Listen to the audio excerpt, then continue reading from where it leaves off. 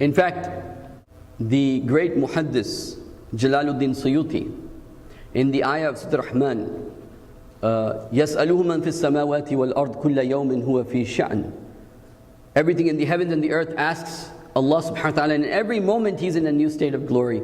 The tafsir he gave of this ayah was this point, that no one remains on top forever. Everyone has to come down. Every elite has to come down. Every president has to come down. Every president who once was very well connected will come down and lose those connections. Every elite will come down at some point.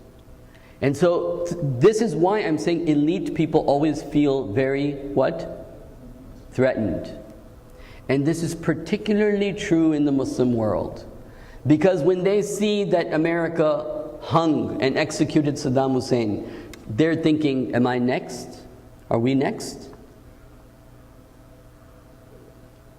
Is my neck the next neck? If they got rid of Bhutto, they got rid of Faisal, do you think people don't realize this? You don't think the leadership of the Muslim world doesn't realize this? They realize this. And they realize that their seats are very fragile. The Muslim world knows, that's why they don't have courage. That's one of the major reasons why they don't have courage. They would actually secure their seat if they had courage. If they actually had the public with them, they would have the courage. But they have a very fragile seat given by people who think of them as dispensable, right?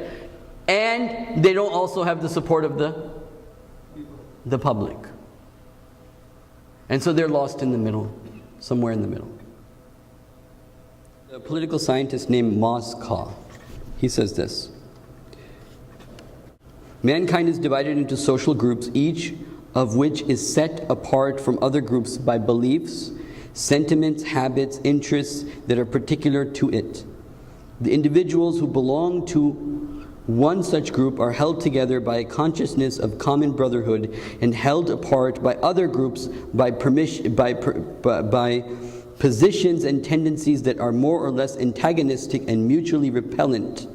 And as we have already indicated, the political formula must be based upon the special beliefs and the strongest sentiments of the social group in which it is current, or at least upon the beliefs and the sentiments of the particular portion of that group which holds political preeminence. And then he continues and he says, the biggest problem that elitists have is the speed in which they transition. The biggest problem elitists have is at the speed of which what? Because you got more than one elite group going against another elite group. Tawheed can only be of Allah's. Tawheed can only be of Allah's. Amongst human beings, we're just divided into different groups, whether it is the elite or any other class, and we're all bickering with one another. There's no such thing as, and that's the thing that Muslims sometimes, when we even look at the Jewish world, we think all the Jewish people are what? One entity. It's not. It's not true. Jewish people are not one entity. And within the Jewish people, what is it that we're against? We're not against Jewish people per se. We're against Zionism. We're against what? Zionism. We're against the Zionist policies. And you have to make that distinction. And so, I'll end over here, but I wanted you to know this, and this is the question that I'll end with. How evil can man be? Carl Jung, who was a psychologist, said, it's very interesting, animals, like a horse, is basically all horse, same type. But when you look at human beings, you have such good human beings who will say, إِنَّمَا نُطْعِمُكُمْ لِوَجْهِ اللَّهِ. Indeed, we feed you only for the sake of Allah. لَا نُرِيدُ مِنْكُمْ جَزَاءً وَلَا شَكُورًا. We don't want any gratitude from you, any reward from you. And on the other hand, you have human beings who are saying, what? Why should we give? أَنُطْعِمُ مَنْ لَوْ يَشَاءَ اللَّهُ أَطْعَمَهُ. Should we feed those miserable people Allah didn't want to feed?